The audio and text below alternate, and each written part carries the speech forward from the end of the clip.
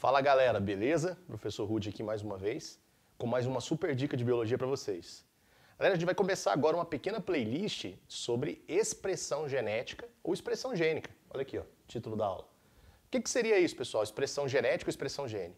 É a maneira pela qual os nossos genes, produzem ou orientam a produção de proteínas, moléculas que vão trabalhar na construção dos mais diferentes tipos de fenótipos. A primeira dica que eu vou te dar é onde acontece a expressão genética, né? A expressão genética é dividida em etapas. A primeira etapa está aqui no quadro. Tudo bem? Essa primeira etapa a gente chama ela de transcrição. E ela consiste na produção de moléculas informacionais. Os nossos queridos RNAs mensageiros. Vamos lembrar para que serve essa sigla? RNA significa ácido ribonucleico. Beleza? Essas moléculas serão transcritas, produzidas, e elas vão carregar as informações codificadas para que a gente possa montar uma proteína. Essa primeira etapa, que está aqui no quadro, ela vai acontecer nos eucariotos, que são seres com núcleo, na região nuclear. Eu até coloquei aqui para vocês, ó, nesse lado aqui do quadro, uma margem diferente, para lembrar para vocês que tudo isso aqui está acontecendo no núcleo, tá? O núcleo é delimitado por uma membrana porosa chamada de carioteca. E através desses poros, substâncias podem sair do núcleo e substâncias podem entrar. Beleza? Show de bola. Então, como é que funciona essa primeira etapa, professor, da expressão genética ou da expressão gênica? Bom, a primeira etapa consiste na transcrição do gene. O que seria o gene? Vem cá. Coloquei para vocês aqui uma longa molécula de DNA, modelo de dupla hélice que a gente estudou na aula passada. Beleza? Bom, vale lembrar que o DNA ele contém sequências nucleotídicas específicas que orientam a produção de uma proteína. São essas sequências nucleotídicas que nós chamamos carinhosamente de quê? Genes. Aí eu vim aqui no desenho, peguei aqui um pedacinho do DNA, que é uma sequência nucleotídica, e coloquei em evidência para você ver. Coloquei até o sentido para você ver das fitas. Ó, uma fita no sentido 3 para 5 e uma fita no sentido 5 para o quê? 3. Show de bola, né, pessoal? Bom, para acontecer a transcrição, a gente vai usar como principal ferramenta uma enzima conhecida como RNA polimerase. A RNA polimerase ela tem a função de construir a fita de RNA, que é uma fita simples, tá?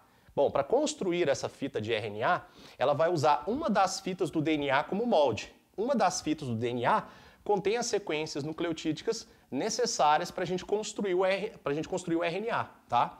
Bom, a fita nucleotídica que vai ser usada para a construção do RNA é sempre a fita que está no sentido 3 para o sentido 5. Isso porque a RNA polimerase, ela constrói a fita simples de RNA do sentido 5 para o sentido 3. Ok? Espero ter sido claro. Então, o que vai acontecer, pessoal? O primeiro passo é o seguinte. A gente tem que desenrolar a dupla fita de DNA. Para fazer isso, a gente tem que quebrar as pontes de hidrogênio que mantêm as duas fitas unidas. Bom, a dupla fita vai ser desenrolada graças à quebra das pontes de hidrogênio por meio dessas enzimas aqui que vocês já conhecem o nome. Essas enzimas aqui são as helicases. Galera, as helicases elas vêm quebrando as pontes de hidrogênio. Isso permite que as duas fitas consigam ser desenroladas e separadas, expondo a fita que será usada como molde para a produção do RNA.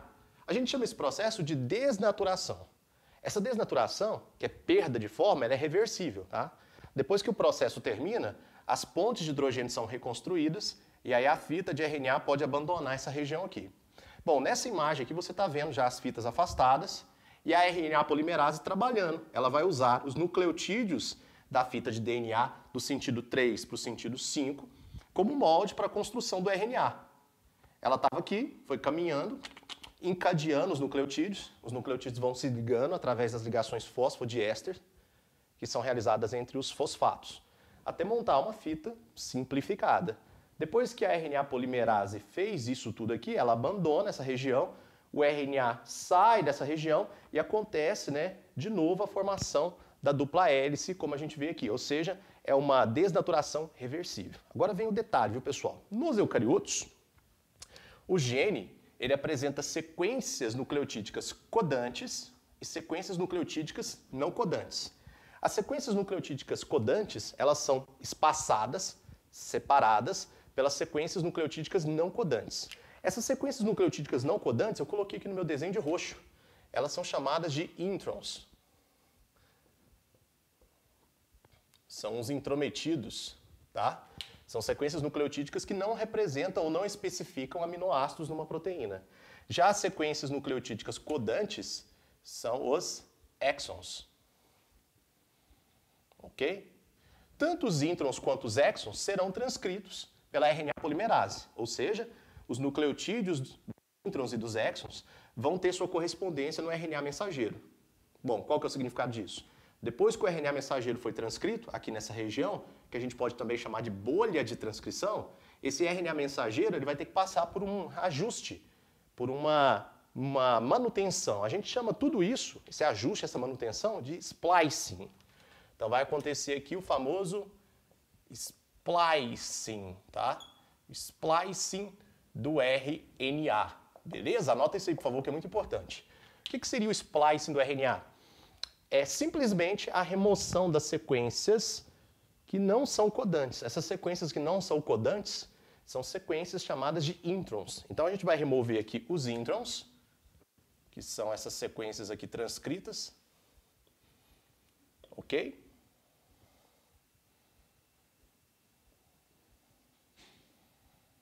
E vai juntar essas regiões aqui em rosa, ó, do meu RNA, que nós chamamos de exons. Quando você vê o RNA aqui, ó, contendo introns e exons, que são sequências codantes e não codantes, a gente pode chamar esse RNA de RNA imaturo ou pré-RNA, tá? Bom, depois que os introns são removidos, os exons são colados. Quando os exons se colam, aí você vai ter o RNA pronto, maduro, ou simplesmente RNA.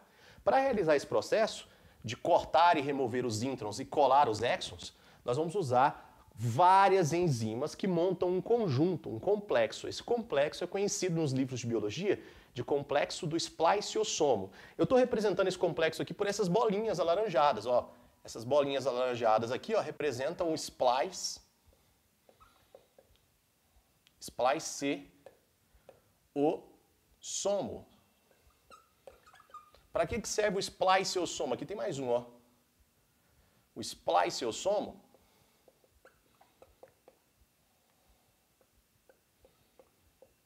são enzimas que nós vamos usar para cortar os introns, que são as sequências nucleotídicas não codantes, que não especificam nenhum aminoácido na proteína, e colar as sequências codantes, que são os exons. Tá? Todo esse processo de corta e cola, corta e cola, corta e cola, acontece no interior do núcleo, tá? Para fazer com que o RNA imaturo, que foi transcrito na bolha de transcrição, se transforme no RNA maduro.